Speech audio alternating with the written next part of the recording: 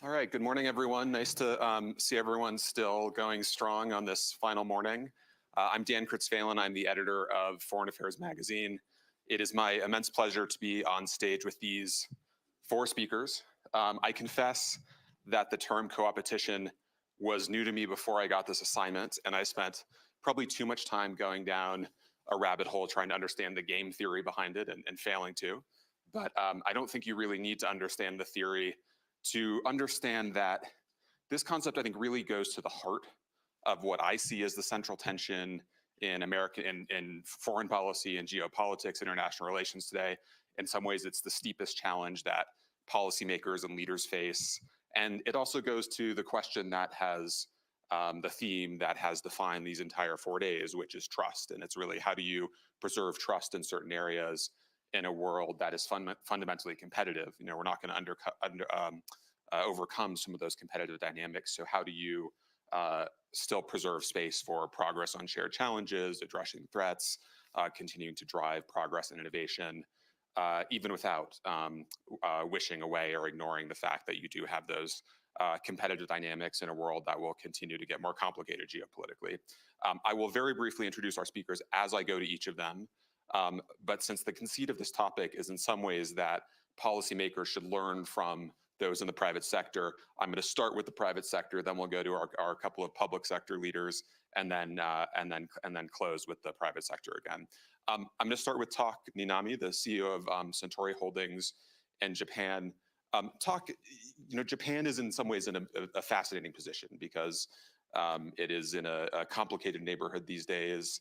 But has managed to preserve very strong investment presence, business presence, even in countries where it has complicated relationships, China being the first of those. As you reflect on your own experience trying to build your business, trying to preserve your presence even in those markets, what do you see as the key lessons? How have you thought about China especially? Okay, for business, I like to raise 3 points. One, predictability. And let's take an example of the anti-espionage law. And as you know, more than 5 people were arrested last year, and we don't know why.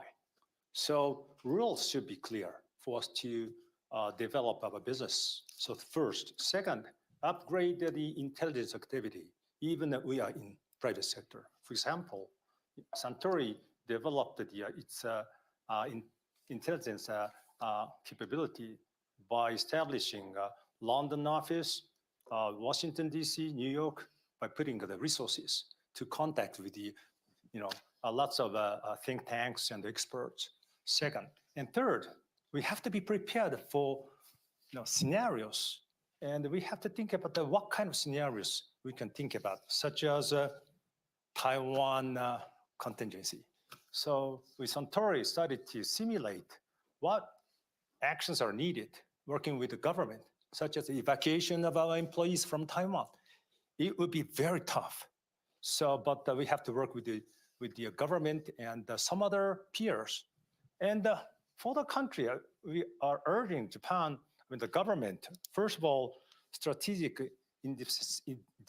indispensability. What is it? Semiconductors?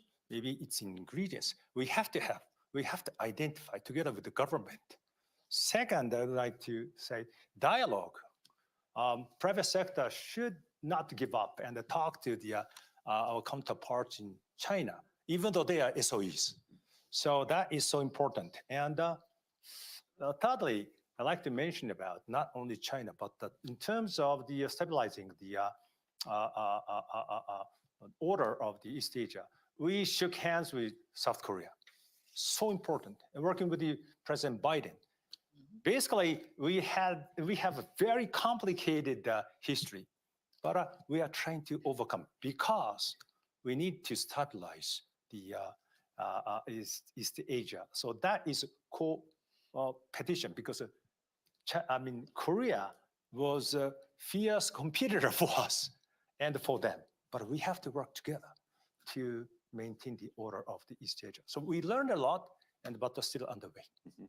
And as you look at the growing tensions in the region, are there contingencies you're particularly focused on beyond Taiwan? Is Taiwan really at the heart of your concerns right now? Yes, it is. And I understand that the top meetings in San Francisco made a big sense, and a huge less attention in the East Asia, like a far less number of the scrambles by the Japanese fire jets. That works, but I believe that's truth. So preparedness is so important for the private sector and the government. So preparation is the big the deterrence capability. So even the private sector has to work with the government in terms of deterrence. And let me ask you one more question about how you see the US-China relationship. Japan, again, is in such an interesting position here because in many ways, I think Japan was really at the forefront of trying to alert American policymakers from the challenge from China when that was not at the top of the American list of priorities. But at the same time, Japan has urged a more, in some ways on the economic front, more engagement from the United States, not pulling back, both with China and in the region. So do you see, are there things that you would like the United States to do? How do you see that competition developing, and what does that mean for your businesses and other businesses in the region? Well, both are so important. In terms of investment, United States, trade with China. So how to manage the question? What would you do? We are stuck in the middle. But I'd like to ask all the business leaders and the political leaders to advance, for example, CPTPP. That is a vital weapon for us to keep the business going forward. And by the way, it's surprising that China applied the CPTPP. So I like to ask US friends to reconsider to join the CPTPP or TPP. Personally speaking, it's a big mistake that US walked away from the TPP. But in the meantime, Japan should play a key role to expand the CPTPP membership. But what to do with China? But CPTPP should have the policy of inclusion and neutrality. So Japan and other member countries should negotiate with China, and we evaluate how ready they are. But to your mind, it would be a good thing if China joined CPTPP at this point? Well, at least they showed their posture. Mm-hmm. I don't know if they can go up to the high level of the CPTPP rules. That is a very good segue to Jane Harman. Jane was a longtime member of Congress from California, ranking member on the House Intelligence Committee, and a leading foreign policy voice in the Democratic Party, and then became president of the Woodrow Wilson Center. Jane, let me go slightly out of order and get you to pick up that trade question.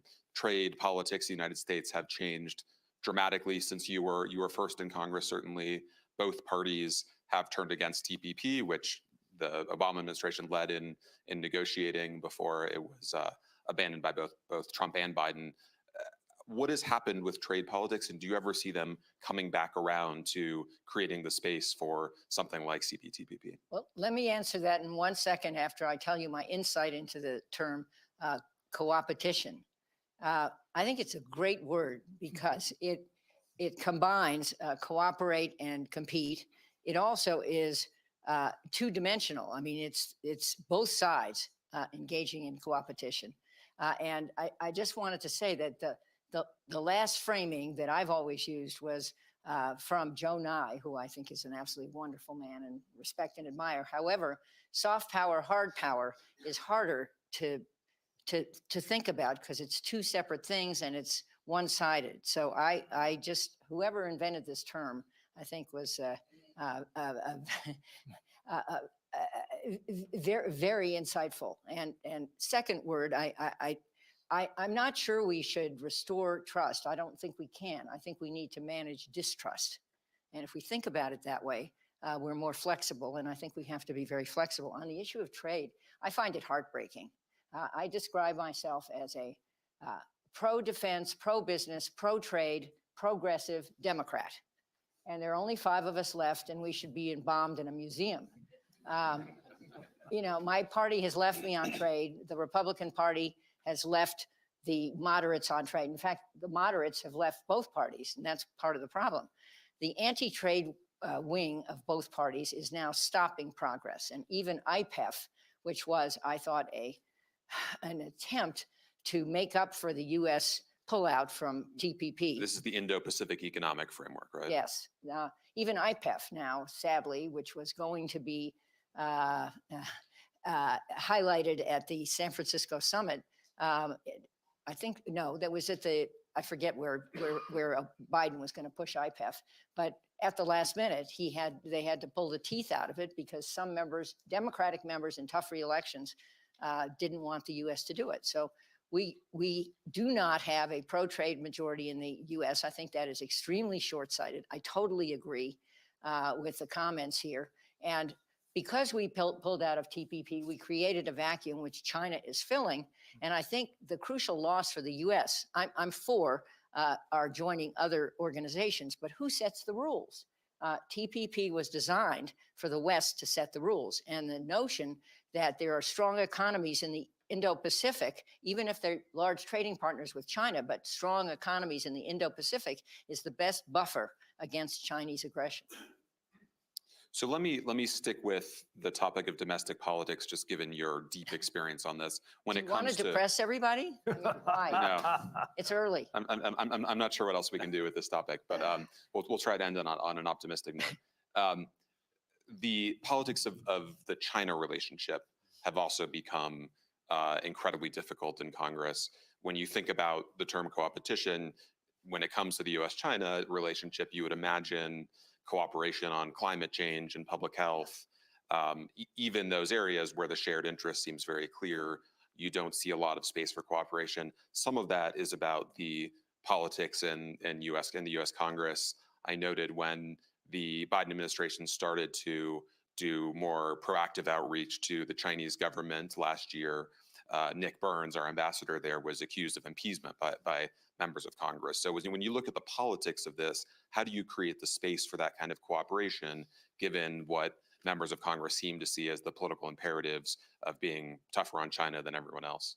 Well, just in my political lifetime, which is a long time, this whole relationship has evolved. In the 90s, many of us voted for most favored nation status for China.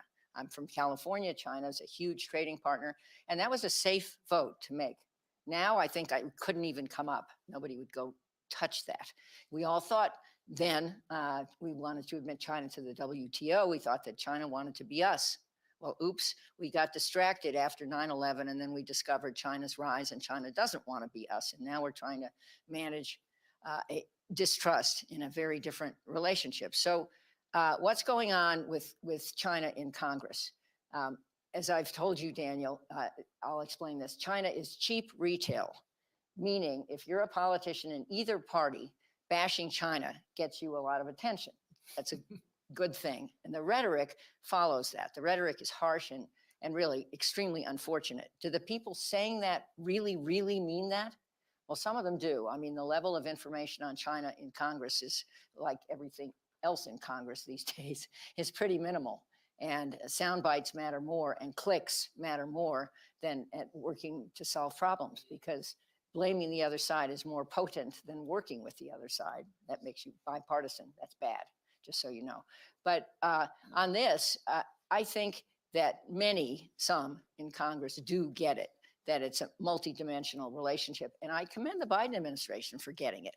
They're really trying to operate, I think, on three fronts: confrontation, competition, and cooperation. And different issues fall in different buckets. But the visits by everybody to Beijing and so on are great. And let me just close by this. Nick Burns is one of our most talented public servants. He's an amazing guy who has taken on the toughest assignments. I don't know how he is surviving in Beijing, getting bashed by members of Congress and being shut out of some of the meetings. But we have put our best forward. And I just hope that in the last year of the Biden administration, we don't mess it up. Let me ask you one more quick question, just in hopes of ending this segment on an optimistic note, so you don't accuse me of sending you into the weekend depressed. I think there's another dynamic at play, certainly in the United States, and I think you see this elsewhere, which is even in a context of competition, there can be a race to the top dynamic. We can see this on certain of the investments that the U.S. is making in basic research and science. So can you get what is essentially cooperation, even if we don't call it that? It's really, various actors in as a way of committing to doing more on some of these shared challenges. Do you see that as a possible way to think about this that doesn't require cooperation of the kind that seems very hard to achieve politically? Yes. I mean, I think everything doesn't have to be in the press, with all apologies to your Foreign Affairs Daily thing, which I learned about yesterday, which is wonderful. Congratulations, Daniel. But everything doesn't need to be in the press. And I think underneath this are major signs of cooperation, especially in the medical area. And space is another place where, in defense terms, no, but in commercial terms, we need one. Certainly, according to me, we can't decouple our whole space systems. That's insane. But I think there are signs of progress. And I think, listening to people who know a lot more than I do, that China gets it and maybe will hold back this year. I'll just make one last comment. After the Iowa primaries the other night, I think some major leaders, and I don't know that Xi is in this group, but two who are in this group, Putin and Netanyahu, are trying to wait out the Biden term. I think they think Trump is going to win. I think it's way too early to know that. But at any rate, they think Trump is going to win, and they think life will be easier for them when he does. And I think, what do I think about that? This is the time for Biden to be more forward-leaning and push on the policies that are right. A two-state, the pathway to a two-state solution, and more aid for Ukraine now, and on China, more co-opetition. There's a lot to unpack there, but let me move on to the other member of the panel from the public sector. This is immediately to my left, Maros Sefcovic from the European Commission, Executive Vice President for the European Green Deal, and a longtime diplomat. Maros, you are in a fascinating position because you are trying to make progress on what is perhaps the biggest or most urgent shared challenge of all, one of the I think questions that really goes to the heart of this topic, but also come from a world where you're keenly aware of competition and geopolitics and cannot wish them away. As you have entered this job, how have you tried to balance those two, awareness of the geopolitics with the need to make progress on climate change? No, thank you very much also for setting the themes and the topic so interesting. When I saw the first time the word competition, I thought it's a spelling mistake, but I agree with the Madam Senator that actually it's a very, very good term. Because can we do a quick poll? Who in this room knew the term before seeing this panel? Okay, Really? so, it's our ignorance up here. Yeah. So we have a different spell check system in our computers. No, but I think it's really excellent term, because when I was thinking about it, this is how to foster cooperation in the times of huge competition, and this is what we are discussing here today. And for Europe, I have to say that we are going through the kind of painful acceptance of the fact that we are living in the tough geopolitical world where everything can be weaponized. Data, critical raw materials, technologies, even medicines. And we've been traditionally the institution, the union, which was always championing free and fair trade, rules-based system, compatibility with the WTO, and we've been promoters of the global trade. I can tell you that in that club we are feeling more and more lonely. So what you have to do in this case? You have to consider how to deal, I would say, with this new situation. And in many aspects, I also agree with Jane that it's heartbreaking to see that. I mean, we had very well established system, but now because of this geopolitical rivalry, everything gets very, very difficult. We are somehow closing in. And when I'm talking to my American friends, I think we are now in a stage of the world development, but we should focus how to build more transatlantic bridges and less obstacles. Mm-hmm. And if you cannot go for the big free trade agreements, because always something comes in, and we know how especially the debate on agriculture is very difficult. And we had our dose of hormone beef or chlorine chicken debates. So I know that it's very difficult. So what I think we could consider, that's maybe one idea, which is my private idea which I share with some of my friends. Let's go for some kind of a narrower type of the agreement. One idea which I like a lot is creation of the transatlantic clean tech market. And of course, we can do the same with alignment in our Asian partners, because this is where the competition is taken. This is where the economic future will be decided. Shouldn't we cooperate more on having the most performing solar panels, hydrolyzers, batteries, and so on and so forth, instead of having this subsidy war, where from one side we are considering what kind of trade defense mechanism we might need to use, because we see the flood of cheap EVs, which are heavily subsidized, coming to Europe from China.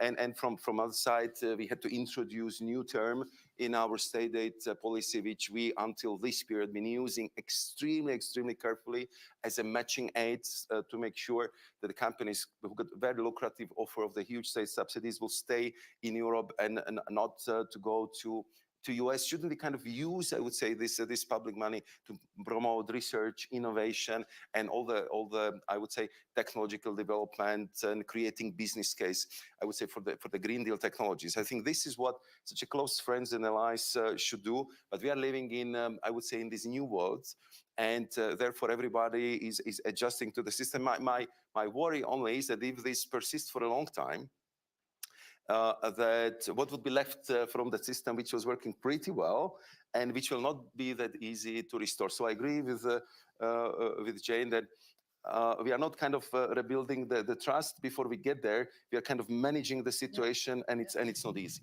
And it seems striking to me that even when you look at the US-European relationship, which is pretty good when it comes to global relationships between powers these days, the green transition, green energy has become, I think, a source of strife as much as of cooperation. The European reaction to the Inflation Reduction Act and subsidies and Buy American provisions in the United States was met with consternation and similar responses on the European side. That seems quite concerning when it comes to the global picture to me. I think that when I was in the United States after the IRA was adopted, there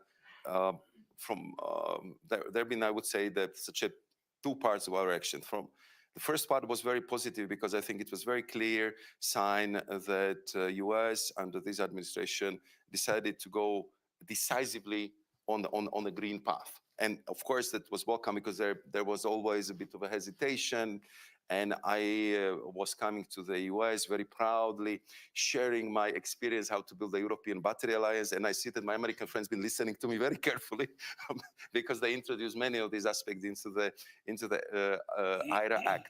What was surprising for me at that time, to be honest, was that when I was telling them that, look, this is putting the European companies at a huge disadvantage, that they've been genuinely surprised.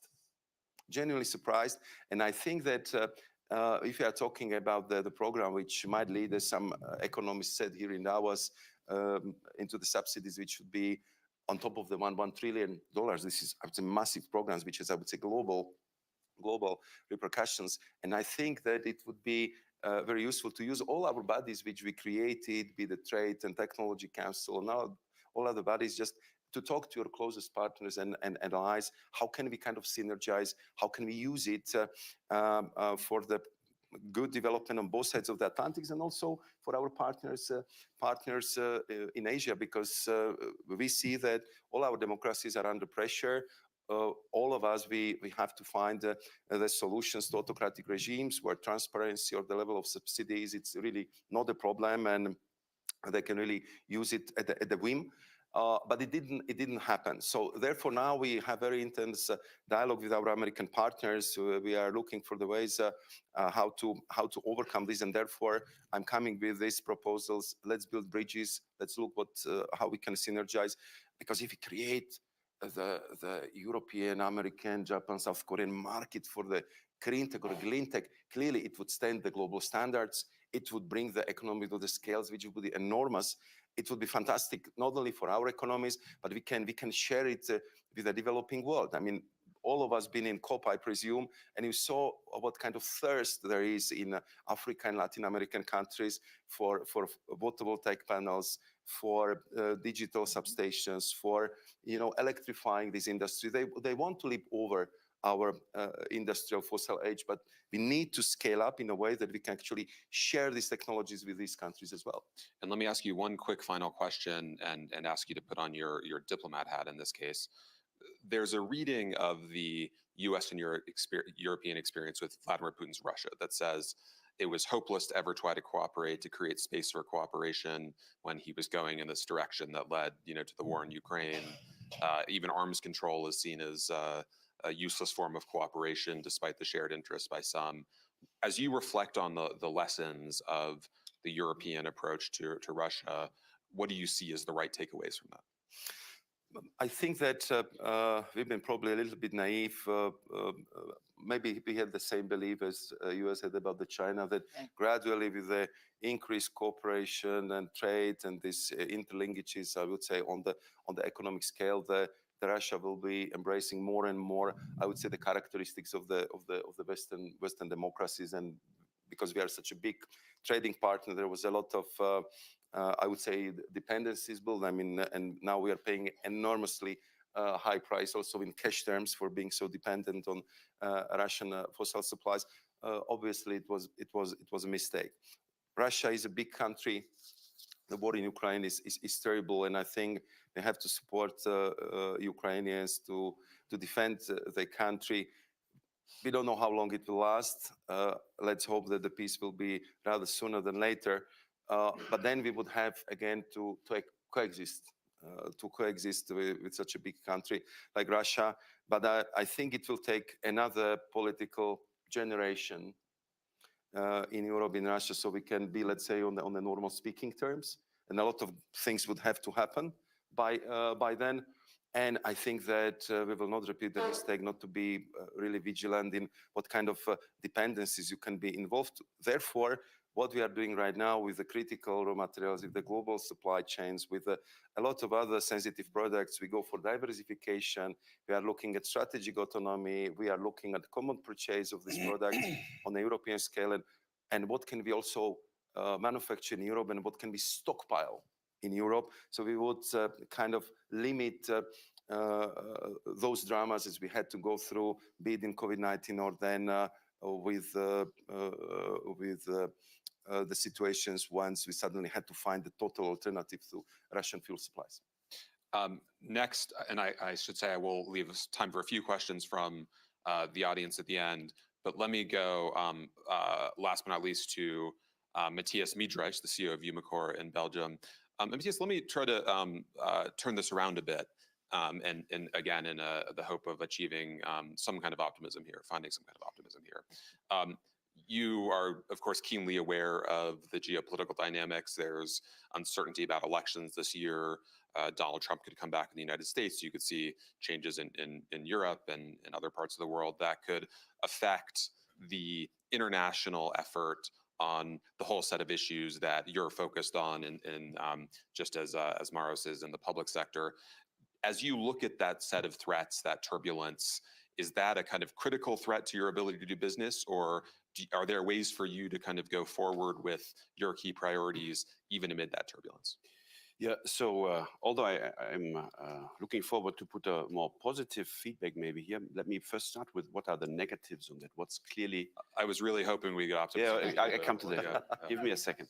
So first of all, it's clear. So if we have this kind of fragmented world for the business side, and we are representing the clean tech side of it, the energy transition, we are in the middle of this. First of all, it's not good, because you are in principle decreasing your return on capital if you have to operate in specific regions differently. You have to if you cannot trust your global supply chain, you have to fill it with goods. You need capital for that. You don't get any returns on that. You have to invest in factories in different regions rather than optimizing a global setup. So that's negative. And as Maros also said, for innovation, it's not good. If you do not have a global competition, or at least a larger competition where you can exchange on good practices and challenge the different companies, it's decreasing. However, and now I come to the positive point, I think that there are also some positive elements for companies who are able to play in this new environment. First of all, and I shouldn't say that like this, but it is a fact, it's reducing competition, competitive threat. If you look to the IRA, and we are active in the field of battery materials, for example, from one day to the other, all of the Chinese competition has been eliminated from that market. So for the companies that know how to play in several regions, it's good for them because they have a better chance to get market share and competition is shut out. Secondly,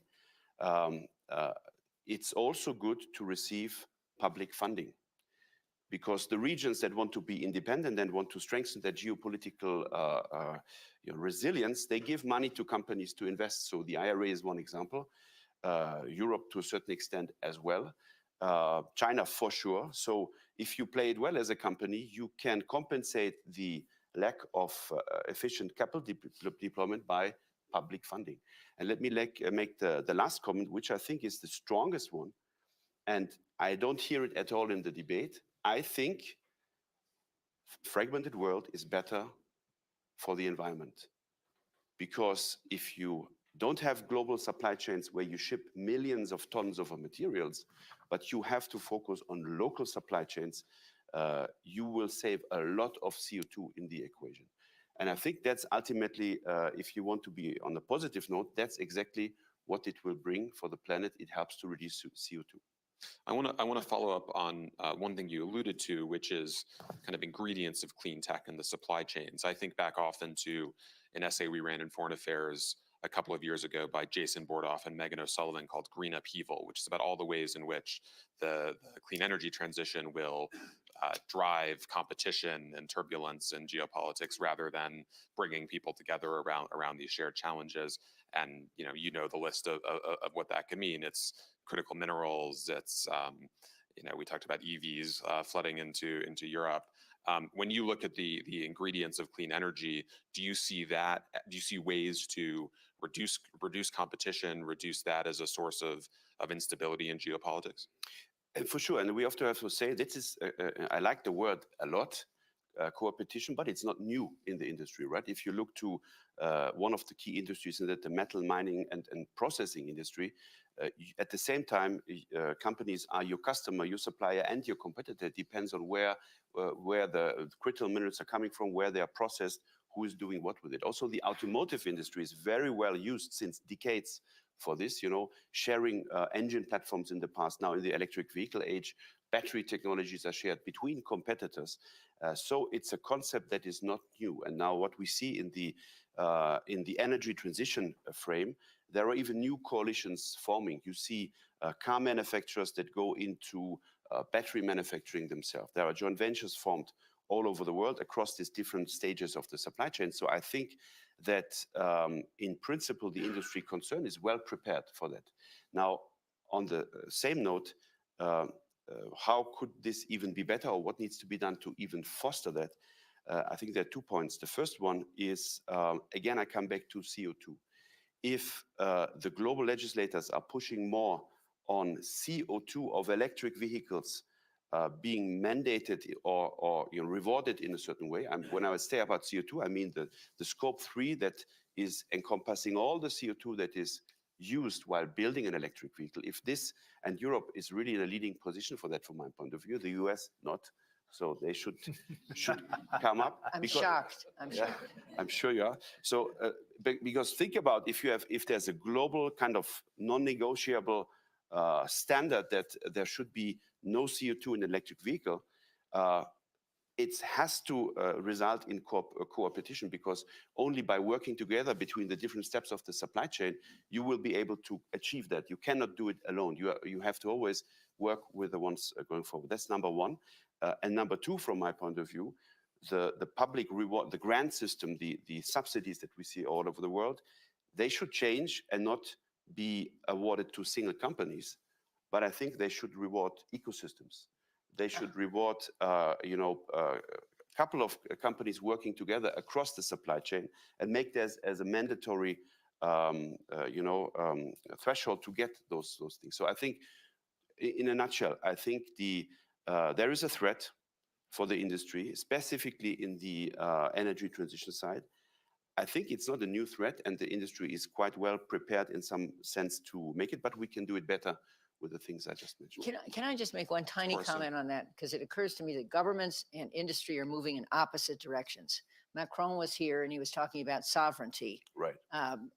Trump talks about America first, and the rise of populism and isolationism, at least at the government level, is increasing, not sadly. And I'm sure we all agree on that. But industry is figuring out that certainly for the green revolution, there has to be cooperation. And I don't know how these trends get reconciled.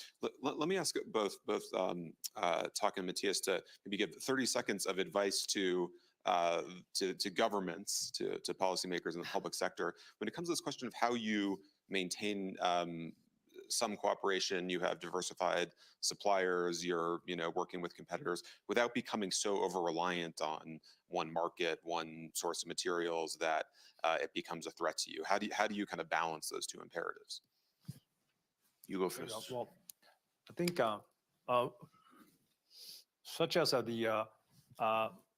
we like to talk to the government in terms of what to do with the carbon pricing, for example. You're talking about in this area, I mean, not to ship out to other, far away. So what to do with the rule making? I think it's still uncertain. So that should be materialized sooner or later so that we can talk about with the predictability. I mean, predictable, that's so important. So the government and we private sector should work together about the rule making. And $80, $100, then we can change our action. I would even say to strengthen the message, I fully agree, and it's my same point, predictability on those things that drive and that help us to invest and have a certainty that the investments are good and not change in regulation will make them obsolete. I think that's the basic of going forward. Great. Let me go to the audience for a couple questions. Please stand and make your questions short and crisp. We can get a couple in. We'll start in the front row. There's a microphone coming. Yes, thank you. I'm from Mexico. You talk a lot about China all the time, and there are a lot of elections going worldwide. I would like to hear the comments. What's the relations? What's your opinion about elections coming in Mexico? Thank you. Jane, do you want to take that one? Okay, sure. I think that Mexico and the U.S. are and have to be closely lashed together. However, there has been a difference in government policy fairly recently. One of the initiatives of Trump that I strongly support was the USMCA, the U.S.-Mexico-Canada agreement. And we recognize that with respect to trade, for one thing, we can't exist without Mexico. So what do I think about the elections? I guess I can't, maybe others know more than I do. I don't know how, AMLO is an unusual politician, and he has this combination of personal appeal, and then his policies seem to be more different from what I would have expected. So I don't know how to predict it. I would just add on Mexico, it's hard to imagine a country that is better positioned to take advantages from some of the global dynamics that might seem challenging to others. And that to me, I think there are various ways that even under AMLO, the government has done that, but that seems to me like the key question. Tuck, did you want to add anything on that? Well, definitely. I think we have production operation in States, but we'd like to go to the Mexico furthermore. So I don't anticipate any big change in Mexico, and we have a big plan to invest to Mexico furthermore. So we count on you. Let me go to the second row here. Okay, thank you so much. I'm Professor of Economics at the Seoul National University, South Korea. My question goes to Chairman Ninami. Thank you so much for emphasizing the importance of cooperation between South Korea and Japan. That's great. You mentioned about the contingency plan and predicting what could happen when China attacks Taiwan. My question is, well, your contingency plans include North Korean, say, testing nuclear weapons, okay, or the coalition between three countries. North Korea, China, Russia. I wonder whether you have contingency plans for these ones. Thank you. I wonder the North Korea is a rogue, I'm sure, and I think including the collaboration with the South Korea. I think that covers the definitely contingency plan about North Korea. But in terms of the to what extent we can predict about North Korea, and we like to discuss with you because you South Korea knows. So, but our main focus is Taiwan contingency because of the long-term analysis over the Kim Jong-un. I think definitely we have to have another scenario about Taiwan contingency. In addition to that, we have to be concerned about perhaps a change of the leadership of the United States that might give the negative impact to the trilateral, alliance of your country, Japan, and U.S. It's a really bit concerned. Could I make one comment there? U.S. military doctrine right now calls China the pacing challenge. And the language around that is that China is basically the only big challenge. Russia is an active challenge. These are interesting words, but that's really not true. I mean, the point about North Korea, Iran, we haven't even mentioned Iran in this unholy alliance among Iran, North Korea, China, Russia is very concerning. And U.S. policy doesn't have a broad enough lens. And that's why South Korea and Japan are very important allies and very focused on their own protection, but also can enhance what the U.S. brings to the table. Let me get one more question here. We'll go we'll go to the front row. We'll do two questions in sequence, and then we can have them wrap up. Front row and then there. Thank you. Please stand for the cameras. Right. Okay. And which way should I look? Look anywhere. My name is Nonkululeko Nyembezi. I come from South Africa. I'm just curious to hear your views, particularly yours, Janet. If there was somebody on this panel from China, let's say a senior Chinese government official, and they were articulating what they think about when they hear the word or the term co-opetition, what do you think they might say? It's a great question. Then we'll do one more question here and then go down the panel. Thank you. Good morning, everybody. I'm Barry. I'm a farmer from Brazil, and I would like to put a food question on the table. So we have North America and South America having water and land availability, and we have Africa negative. We have the Green Deal, which most probably is going to make Europe to need to import food, and we have China.